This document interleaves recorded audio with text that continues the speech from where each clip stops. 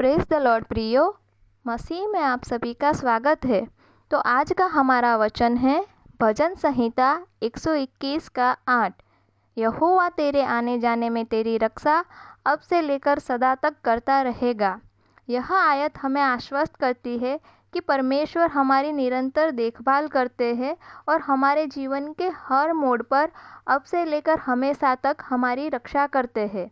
हाँ प्रियो, आज मैं आपके सामने एक बहुत ही गहरे और भरोसेमंद वादे के बारे में बात करना चाहती हूँ, जो पवित्र शास्त्र में लिखा है। यहोवा तेरे आने जाने में तेरी रक्षा अब से लेकर सदा तक करता रहेगा। यह शब्द सिर्फ सुनने में अच्छे नहीं लगते, बल्कि यह हमें जीवन की सबसे बड़ी सुरक्षा की गारंटी देते हैं। जब हम इस आयत को गहराई से समझते हैं तो हमें 3 अद्भुत बातें पता चलती है। पहली, वह रक्षक जो कभी सोता नहीं। हाँ, इस भजन की शुरुआत में लिखा है कि हमारी सहायता कहाँ से आती है।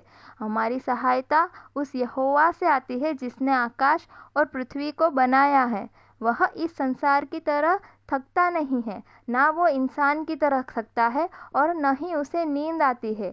इसका मतलब है कि जब हम सो रहे होते हैं या जब हम सबसे ज़्यादा कमज़ोर होते हैं, तब भी उसकी आंखें हम पर बनी रहती है और वह हमारा ध्यान रखता है, जो कभी अपनी ड्यूटी नहीं छोड़ता।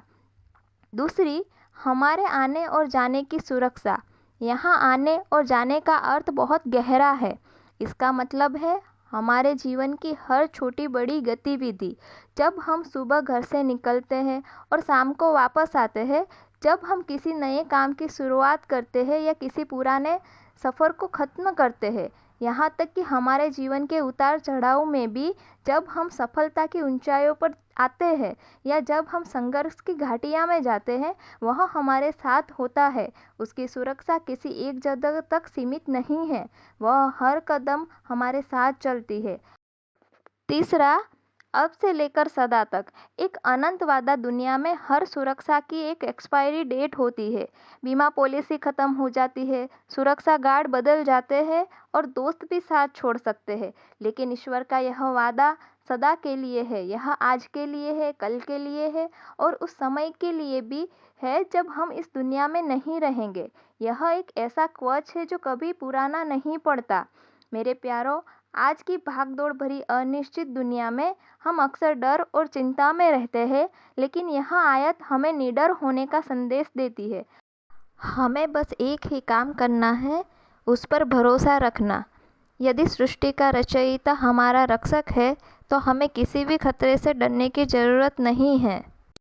आइए हम विश्वास के साथ आगे बढ़ें कि हम कभी अकेले नहीं हैं। वह अल्फ़ा और ओमेगा है और उसकी सुरक्षा का साया हम पर हमेशा बना रहेगा। आमीन।